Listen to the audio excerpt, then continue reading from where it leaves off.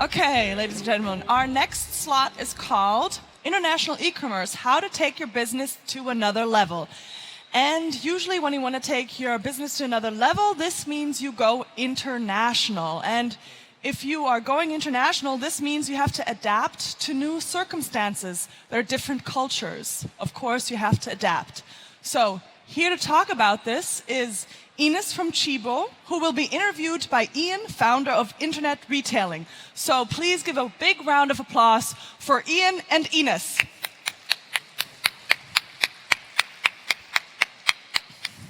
Thank you. You're welcome. You can take your seats. Thank you so much. Good afternoon, Hamburg. Welcome to our session. Shall we stay here? Let's sit here, why not? Let's sit here. They will catch us up. So I'm Ian, I am the founder of Internet Retailing, and we look at performance across Europe, the leading brands, the leading retailers.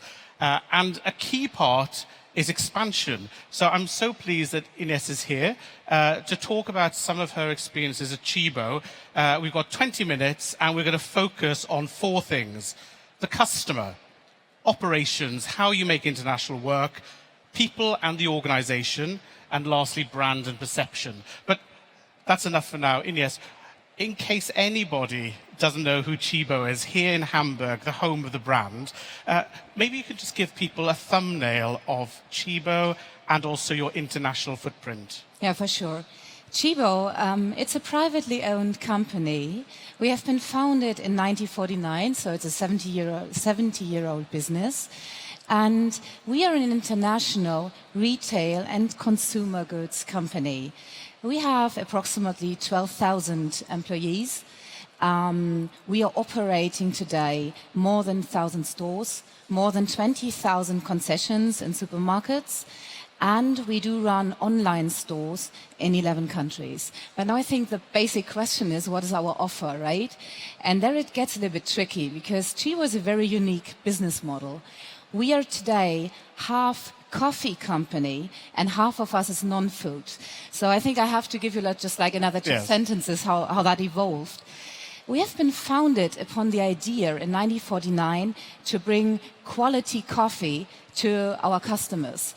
So initially we sent coffee by mail order to the consumer.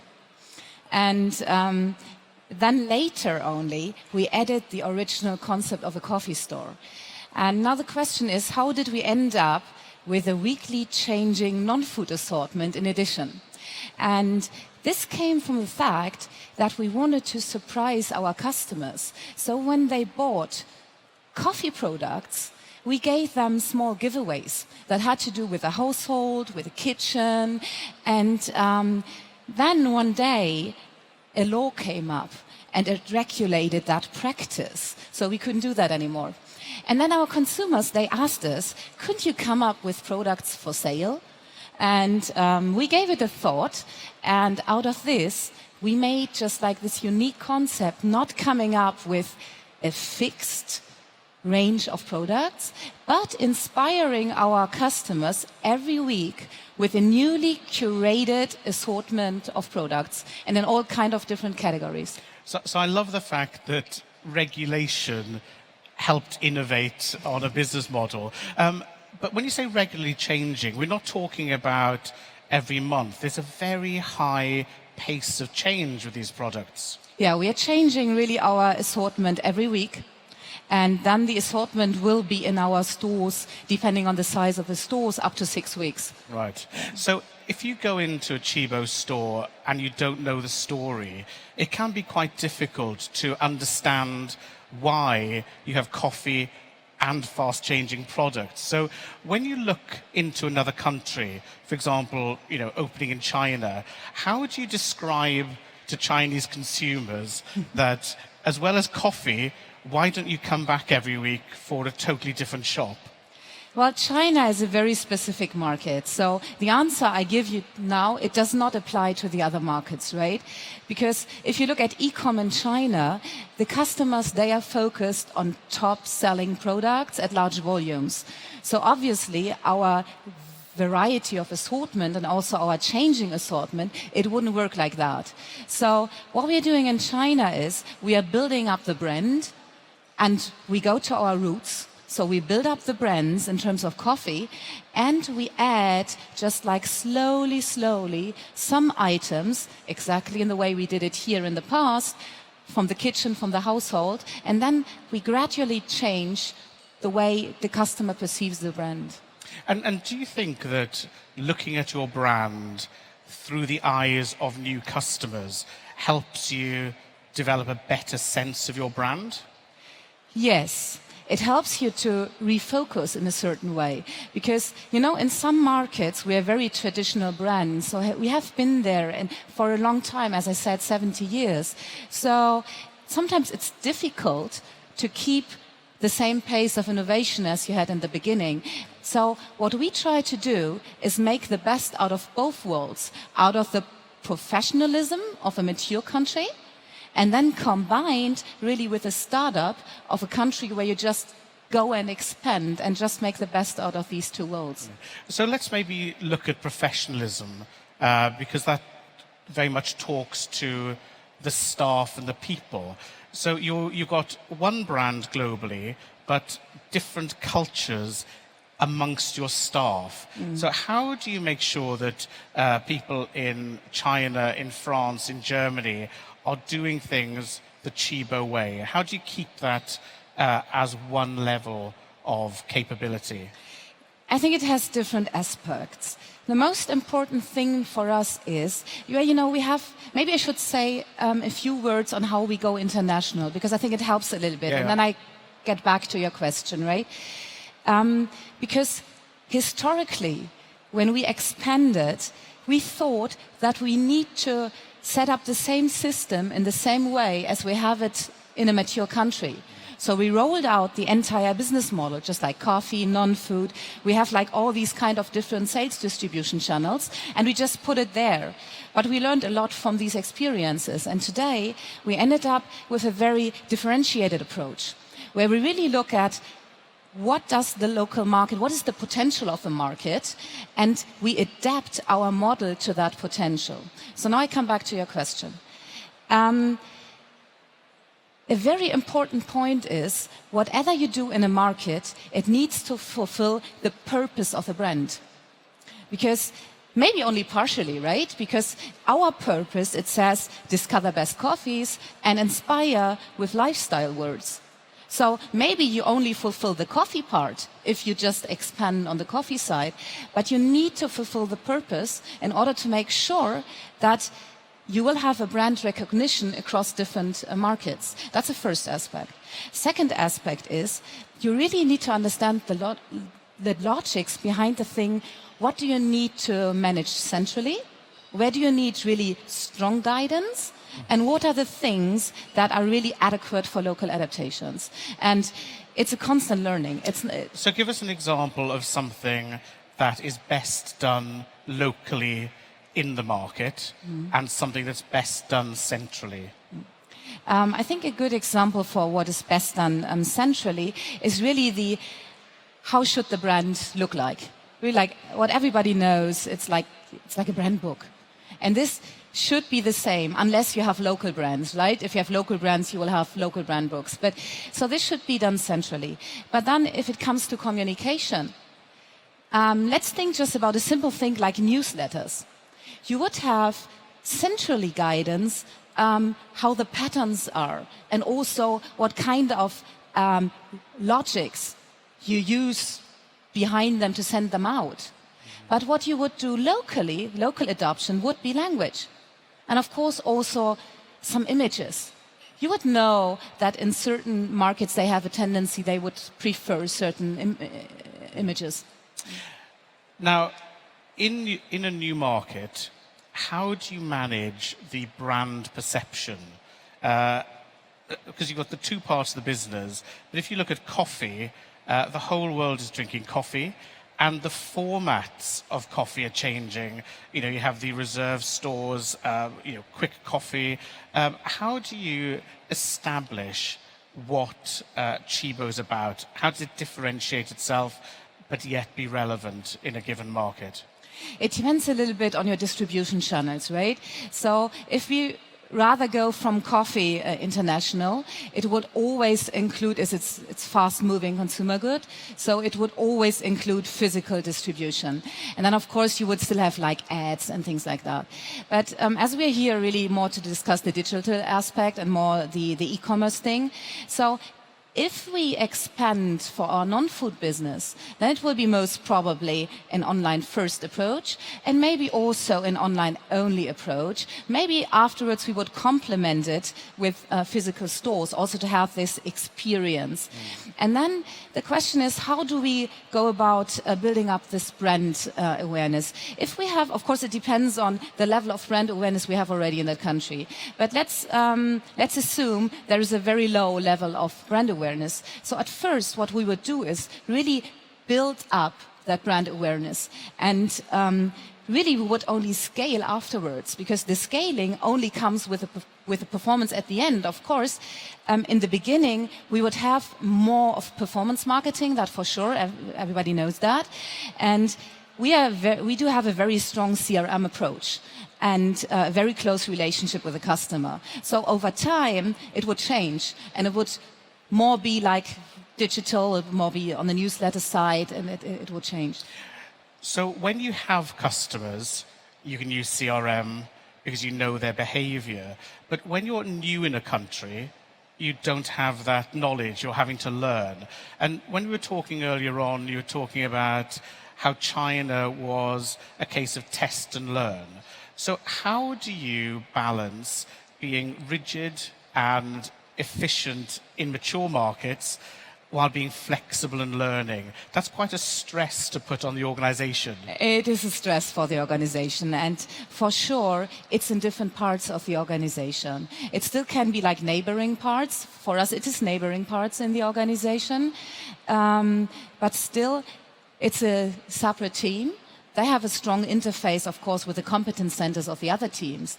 But whenever we go to a very different market, we have a separate team that really does it in order to ensure this strong test and learn approach, and really to make sure that they are not just copying something that exists already, but that they really understand really what the market needs. Right.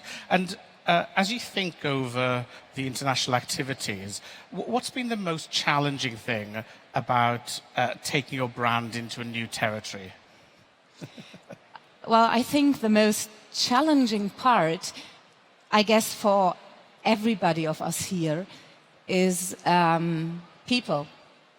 So my answer has a lot to do with people, because our biggest challenge is really to ensure a seamless integration or a good link between country organizations and the headquarter. Because for sure, everything that is digital and e-com, we would tend to manage it centrally.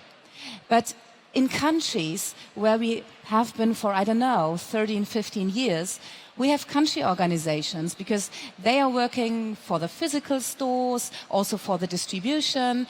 And really the most demanding thing is to learn together, because we have an entirely different approach. Because already what you mentioned, the test and learn approach, it's really so different. And we really need a lot of transparency, and we need a lot of respect for each other, and really to ensure that we learn together. And do you have examples of where that test and learn activity in the country has changed the way you operate centrally? So you've learned something and then brought that back into the center? Yeah, we have several examples for that. Because maybe two examples. For example, when we went to Denmark, and we only went online to Denmark with our store, we found out that in fact a claim we hadn't used for a long time before, which has to do with the Tuesday, because on Tuesday usually we are changing our assortment, right? Right. So we invented in Denmark the Chibo Tuesday. And we saw really that it worked, and that brought us enormously more traffic on Tuesdays. So, and we had to find that out because, of course, we had to build up the reach. Yeah. And in countries where we have the reach already, we don't maybe we didn't give it a thought, right? So what we did afterwards, we said, okay, let's make it big again. Let's take this concept and bring it to all of the other existing countries. Excellent. And maybe one other example, because this is more a daily thing, day-to-day routine. When we pilot something, we do not necessarily pilot it in our biggest market. And is that because you just want to minimize the risk, or because you're quite conservative in the major markets? Oh, no, neither one nor the other. Right. So option 1, 2, or 3. Or 3. It could be 1 or 2, Yeah. but usually it's 3. Because, we believe we need to have parallel threads.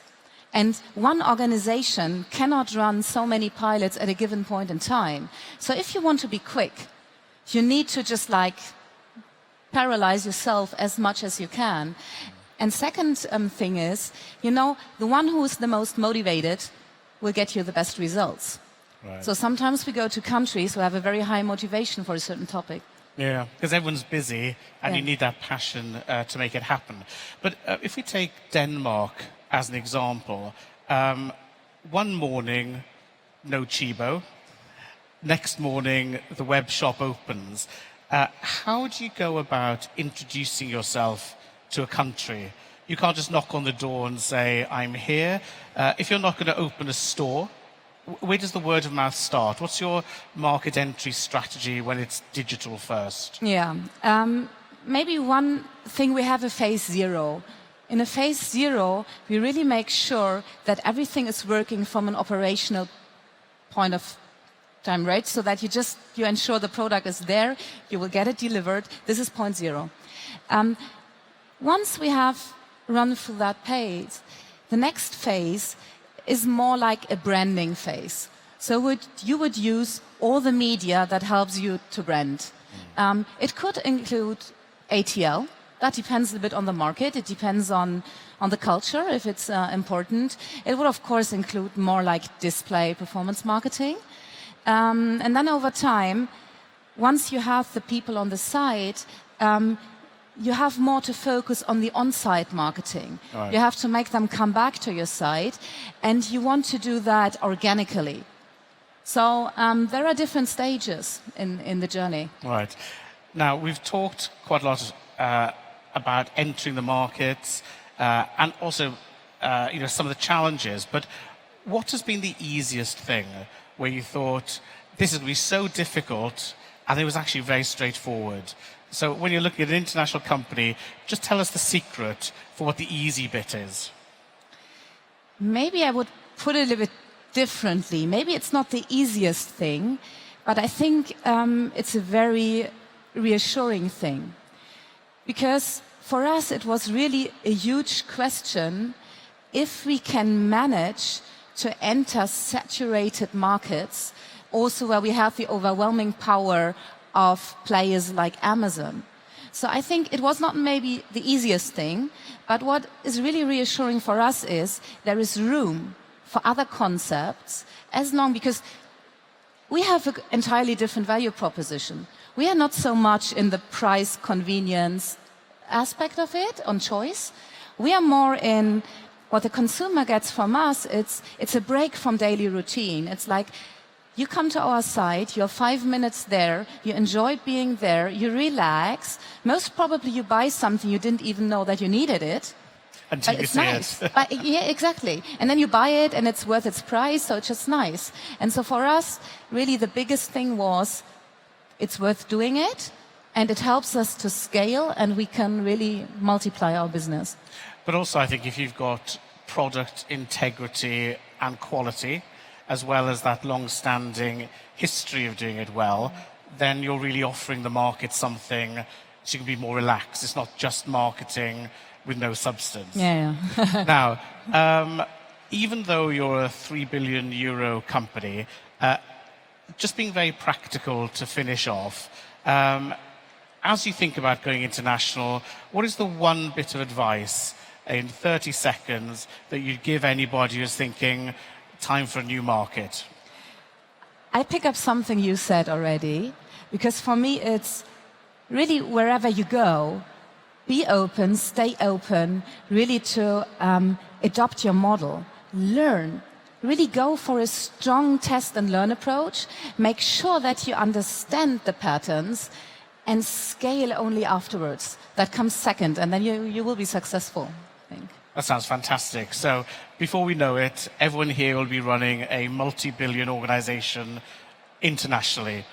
Ines, thank you so much for being so open, sharing your insights and giving up your time. So our time is up. If you could join with me just in thanking Ines for sharing her insights with us. Thank you so much. Thank you, Ian. Great. Well done. That was lovely. Thank you very much. Well, thanks.